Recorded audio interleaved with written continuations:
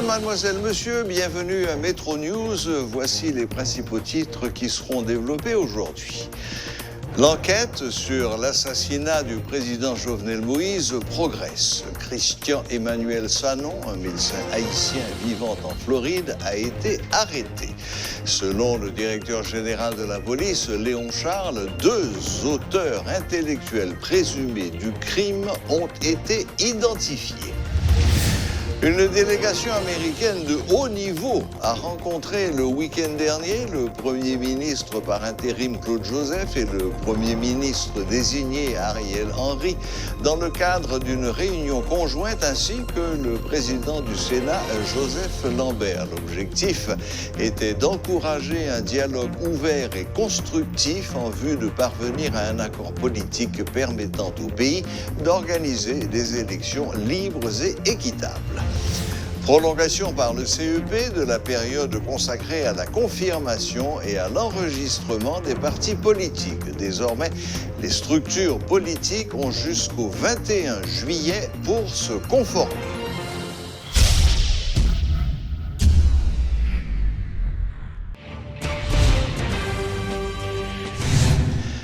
Le docteur Claude Joseph annonce que le gouvernement qu'il dirige décrète la permanence avec notamment l'appui des partenaires internationaux, les États-Unis et la Colombie, dans le cadre de l'enquête visant à faire la lumière sur l'assassinat du président Jovenel Moïse.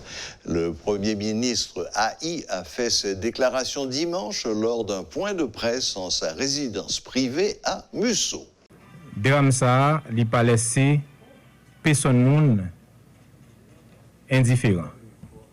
C'est ça que fait ma remercier la communauté internationale là, et particulièrement Premier ministre, chef gouvernement dans les Caraïbes là, secrétaire d'État américain, président et ministre des Affaires étrangères turc là, et ministre des Affaires étrangères pays Espagne, pour me citer ça seulement parce que moi recevoir en pile appel.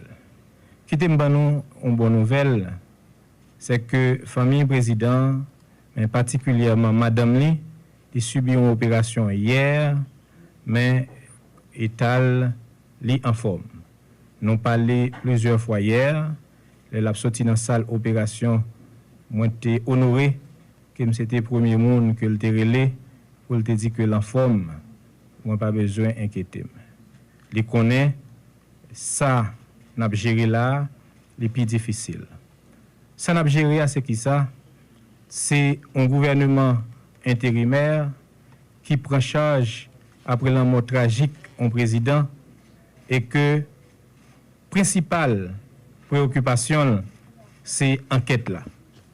Principale préoccupation moi-même comme Premier ministre c'est enquête président pour le capable de jouer justice, pour madame li capable de jouer justice, première dame là, pour petit garçon li capable de jouer justice, pour petite fille capable de jouer justice. Pour également allier avec zamil capable de jouer justice et somme toute pour nation capable de jouer justice.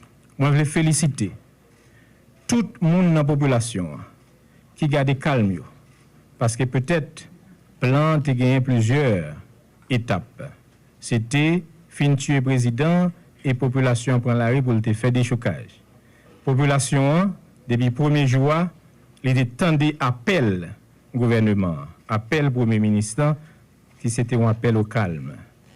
Nous remercions la population parce que les intelligents et agit avec vigilance pour aider la police nationale là capturer Colombiens yo avec 2 Américains yo.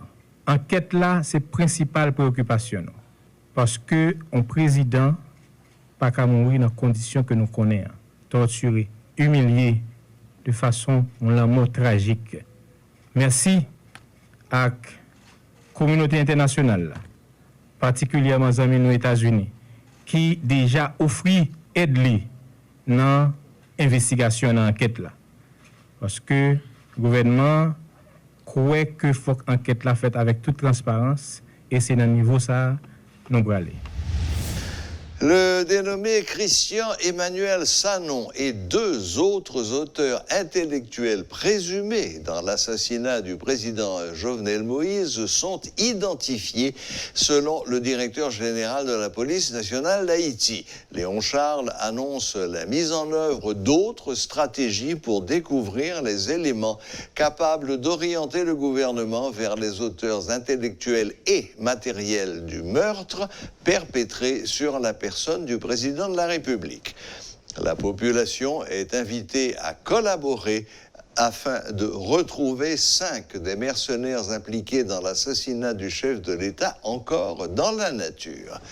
Le DG de la PNH, Léon Charles, a fait cette déclaration dimanche lors d'un point de presse tenu en la résidence privée du Premier ministre à Musso.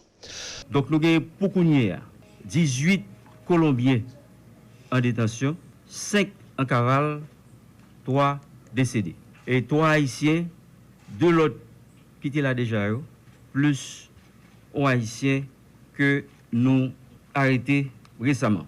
Monsieur Sarah, il est connu sous le nom de Christian Emmanuel Sanon, âgé de 63 ans, né à Marigot en 1958.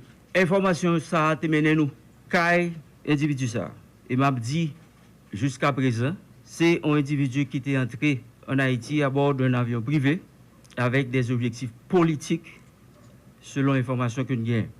Il était pris en contact avec une firme d'investigation qui est responsable de question de sécurité pour recruter quelques éléments dans l'assaillance. Il est rentré en Haïti au début du mois de juin, accompagné de quelques gens qui t'apprennent dans un premier temps assurer sécurité business li, tête pali en tant que président de la République.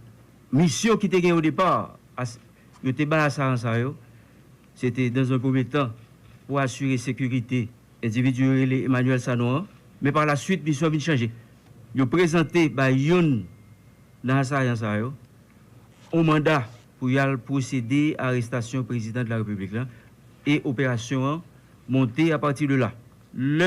Nous, en tant que la police, nous bloquons pour progression bandit ça le fin perpétré crime ça. Premier monde que yon na ça relé, c'était Christian Emmanuel Sanon qui prend contact avec 2 autres monde qui impliqués que nous reconnaissons comme auteurs intellectuels de l'assassinat du président Jovenel Moïse. Mais ça nous joint la caille Christian Emmanuel Sanon, nous joignons un képi qui écrit DEA, nous joignons 6 étuis pour fusil et pistolet, nous joignons une vingtaine de boîtes de cartouches calibre 12 et 9 mm, nous joignons 4 plaques d'immatriculation de la République dominicaine, nous joignons chargeurs de pistolet non garnis, nous joignons 24 cibles de tir non utilisées, 2 véhicules et l'autre correspondance qui est adressée à plusieurs secteurs dans le pays. Nous avons profité pour nous dire tout. Gagner plus d'informations que nous avons collectées à partir de relations que nous développées avec une délégation de plus haut niveau de la Colombie, du gouvernement de la Colombie. La police là, déterminée et n'a pas avancé à pas sûr sous auteur intellectuel parce que nous gagnons déjà une bonne partie des criminels membres de commando anciens militaires colombiens qui souterrains. Il y a 5 là-dedans qui en cavale. Nous avons demandé à la population pour continuer, contribuer, aider la police à rechercher parce que ce sont des éléments dangereux. Je parle de commando. Commando qui ont une formation spécialisée qui est capable d'évoluer dans un milieu difficile. 5 là-dedans dehors, nous avons cherché avec collaboration de toute population et partenaires étrangers capteurs avec nous sur le dossier. Une délégation interagence des États-Unis composée de représentants du département de la justice, du département de la sécurité intérieure, du département d'État et du Conseil de sécurité nationale s'est rendue en Haïti le 11 juillet. Selon un communiqué de l'ambassade américaine en Haïti, la délégation a examiné la sécurité des infrastructures essentielles avec des responsables du gouvernement haïtien et a rencontré la police nationale haïtienne qui dirige l'enquête sur l'assassinat. La délégation a également rencontré le Premier ministre par intérim, Claude Joseph, et le Premier ministre désigné, Ariel Henry, lors d'une réunion conjointe, ainsi que le président du Sénat, Joseph Lambert, afin d'encourager un dialogue ouvert et constructif en vue de parvenir à un accord politique permettant au pays d'organiser des élections libres et équitables. Dans toutes ces réunions, la délégation s'est engagée à soutenir le gouvernement haïtien dans sa quête de justice et à affirmer le soutien des États-Unis au peuple haïtien en cette période difficile. Les États-Unis soutiennent Haïti pour qu'il devienne un pays plus sûr et plus démocratique.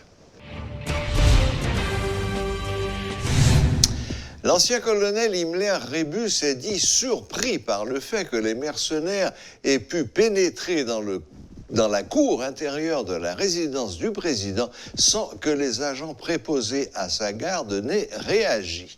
Il a estimé qu'ils avaient dû recevoir un ordre. Totalement impossible. S'il arrivait, il faut questionner chaque palier dans le système de sécurité président la CAI. Du point de vue périphérique, contrôle les présidents la CAI, ça supposé faire depuis un point de commissariat, Pétionville, la port et hôtel Kinamna, leur a monté, et les pour descendre depuis un point Thomas 25, arriver vers la boule 12. Maintenant, l'Europe prend sur le plan latéral, toute route d'approche. Ils l'ont passé par route Thomasin vers Montagne Noire, qui a mené vers résidence. Ils ont supposé qu'il y ait un contrôle sur toute périphérie. Ça. Ce sont les points éloignés. Et l'Europe rapproché, d'ailleurs, toujours, l'Europe garder l'entrée pèlerin simplement. Il y a un dispositif. Mais sous la rue, même si théoriquement, supposé séparer espace de sécurité résident avec espace de circulation courante. Est-ce que là... Donc, il y a un monde qui a une mauvaise intention, pas qu'à priver pénétrer tout l'espace, jusqu'à ce que d'arriver dans la route directe qui mène à la président, voire barrière à la président, voire pour rentrer dans la cour. Plus grave pour nous rentrer en dedans, car il a plus grave encore pour nous rentrer en dedans, chambre président. C'est à moins que le monde qui est responsable contrôle sécurité président, retirer tout palier, de telle sorte que l'agresseur est capable de rentrer. Sur le plan physique, tout ça passe. Pour les gens qui viennent, pour les gens qui entrent, premièrement, qui est tué, qui gens fait entrer, tel gens pour y rentrer, il y a deux gens pour y rentrer. Ou bien, bon monde qui ouvre barrière, ou bien, ils tuent tout le monde qui sont paliers pour empêcher le président, et puis ils rentrent de force. Donc, c'est le premier monde pour poser des questions, c'est tout le monde dans le dispositif. Parce que sacrification est totalement impossible. Et puis, il faut nous compter au moins 8, 9, 10, 15 personnes mourir avant d'arriver, même pas là avec les gens, pour tuer les gens. L'organisation politique Combit qualifie de coup d'État l'attaque perpétrée contre le président Jovenel Moïse ayant conduit à son assassinat. En conférence de presse ce lundi, le porte-parole de cette structure de l'opposition plaide pour qu'une enquête sérieuse soit menée afin d'identifier les auteurs intellectuels et matériels de ce crime et que ces derniers soient punis. Par ailleurs, Ulrich Jean-Pierre dit ne pas comprendre la façon dont Claude Joseph s'est arrogé le droit de prendre des décisions au nom du peuple haïtien alors qu'il n'est plus Premier ministre. Ça passe dans la nuit 6 pour arriver 7 juillet 2021. Il n'y a pas l'autre nom qu'un coup d'État. Et coup d'état ça, li démarré avec assassinat ancien président Jovenel Moïse. Et gestion équipe Jovenel Moïse fait de l'assassinat ça, fait très suspect dans l'assassinat. D'ailleurs, nous saisissons sans gêne un comportement très cynique, bon côté Claude Joseph, côté rapidement, sans le pas voyager sous dépouille ancien président, lui a fait référence à la Constitution pour montrer que c'est lui-même qui est bien placé pour être président de la République. Et par la suite, nous avons un désintéressement de côté équipe là pour gérer la question. Décision Claude Joseph prend, sans titre, sans qualité, pour décréter état de siège dans le pays, lui inscrit nos dynamiques pour empêcher les gens de mobiliser. Nous-mêmes qui là, nous sommes surtout adversaires politiques Jovenel Moïse. Parce que personne ne peut pas contester que Jovenel Moïse, pendant tant le passé sous pouvoir, transforme le pays en l'enfer. Insécurité, criminalité, tout les monnaies courantes. Et malheureusement, ensemble pratique, il t'a supporté, il t'a concocté avec allié dans le pouvoir. Allié gang, c'est comme ça, monsieur passé. C'est regrettable.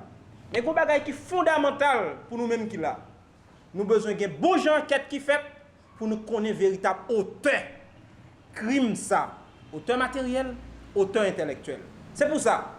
Nous tendons Claude à marcher monter descendre pour aller en réunion avec BINU, corps groupe, monde international là.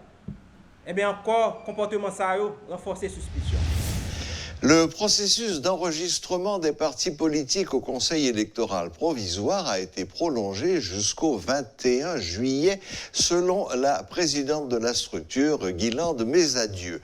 Des leaders des structures sociopolitiques ont largement le temps de confirmer leur participation aux prochaines élections prévues pour le 26 septembre.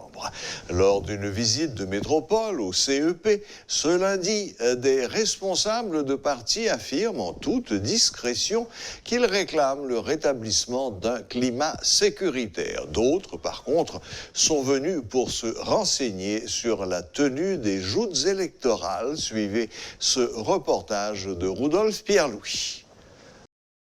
Ils sont venus de partout pour confirmer leur participation aux prochaines élections. Les responsables de partis défilent à longueur de journée en vue de répondre aux formalités exigées par le Conseil électoral provisoire. Toutefois, ce lundi 12 juillet devrait marquer la fin du processus. Mais tenant compte des différents événements qui se sont mêlés de la partie, notamment l'assassinat du président de la République, des questions se posent en ce qui concerne le calendrier publié par le CEP.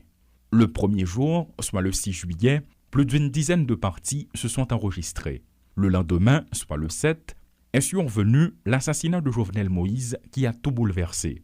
Durant 2 jours, les activités sont restées quasiment au point mort. Des tirs nourris ont été entendus un peu partout dans la capitale, la population était sous le choc, la circulation des véhicules était totalement suspendue. Bref, les activités ont été paralysées pendant toute la fin de la semaine écoulée. Contactée au téléphone, la présidente du CEP, Guylande Mesadieu, après des échanges relatifs à la conjoncture actuelle, indique que le processus de confirmation va se poursuivre jusqu'au 21 juillet, soit pour 9 jours supplémentaires. Malgré le contexte sociopolitique très secoué par l'assassinat de l'ex-président de la République, le processus d'enregistrement et de confirmation des partis politiques en ce qui concerne leur participation dans la tenue des prochaines élections semble être toujours en marche. En effet, selon une source sûre, les enregistrements se poursuivent. Mais d'un autre côté, des doutes planent sur la réalisation des joutes électorales. Certains parlent de la continuité de l'État, d'autres imposent comme condition le rétablissement du climat sécuritaire et finalement, il y a ceux qui préfèrent garder le silence.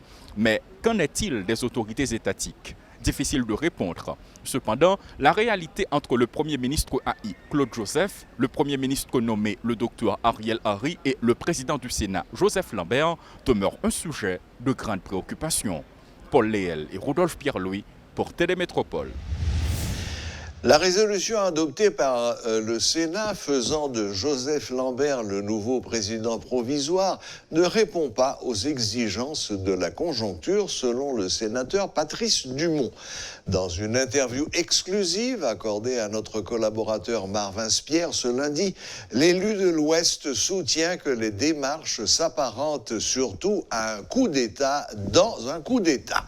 Alors qu'il exige un consensus entre tous les acteurs pour trouver une solution à la crise, le sénateur Dumont fustige le comportement des représentants haïtiens face aux émissaires américains le week-end écoulé. Pas gagné aucun côté dans la Constitution pour être capable de joindre une possibilité de ressemblance entre ça que tu as dit dans la Constitution et ça, le sénateur a décidé de faire. Deuxièmement, je dis la prêter serment devant société civile, parti politique et devant l'autre sénateur, 9 sénateurs restants. Alors. C'est inadmissible. Ça tape un coup d'État dans le coup d'État Claude Joseph là. C'est-à-dire, Sénat doit mettre légitimité là au service de société civile là et secteur politique là pour que les gagnants aient une autorité qui recevra, qui baille gouvernement de transition ça légitimité. Moi, m'a demandé sénateur m'a écrit sous groupe là, m'a parlé avec eux pour nous jouer rôle rassembleur là. Cependant, faut que nous fassions en concertation et concertation ça, moi recommande vivement que protagonistes tant que Ariel Henry, tant que Claude Joseph, Joseph Lambert, moi-même monde qui est parti politique, il y a plusieurs pôles qui est capable de représenter en disant 7 monde nous régler question à l'haïtienne. C'est-à-dire, moi je voulais dire que ça passé dimanche 11 juillet, émissaire américain obligé venir pour le mettre haïtien chita. Tant que 3 petits monde et vous le dire écoutez les enfants, on montrer que nous sommes des adultes et que donc nous consacrer les prendre soin pays nous. Moi crois que nous sommes capables de faire une conférence comme ça entre 7 monde qui est représentatif de pays pour nous sortir de la crise là. Voilà, la boucle est bouclée. Merci de nous rester fidèles. Très bonne semaine à toutes et à tous et à la prochaine, même heure, même chaîne.